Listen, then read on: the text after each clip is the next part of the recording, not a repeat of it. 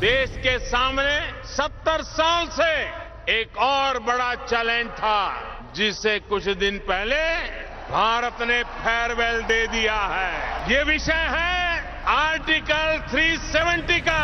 Unless and until they lift the curfew and then restore that Article 370, there's no chance of talking. Bharat अपने यहां जो कर रहा है, उससे कुछ ऐसे लोगों को भी दिक्कत हो रही है, जिनसे खुद अपना देश संभल नहीं रहा है। How do you reason with what they've done in Kashmir?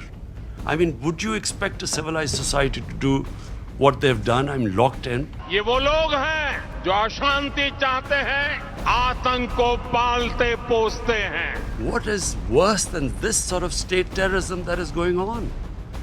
How can anyone justify 8 million people locked up inside? समय आ गया है आतंकवाद को बढ़ावा देने वालों के खिलाफ निर्णायक लड़ाई लड़ी जाए। This is the first time after the Cuban crisis, two nuclear-armed countries are going to come face to face. And what we fear is already the statements that are being given. Bharat में बहुत कुछ हो रहा है, बहुत कुछ बदल रहा है और बहुत कुछ करने के इरादे लेकर के हम चल रहे हैं। I know the India of Nehru and Gandhi, and I know what is going on now. So I'm alarmed. Bharat आज चुनौतियों को टाल नहीं रहा, हम चुनौतियों से टकरा रहे हैं। A sane mind can't think of a nuclear war.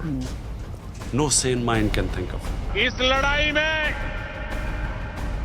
President Trump पूरी मजबूती के साथ आतंक के खिलाफ खड़े हुए हैं। I trust this gentleman right here.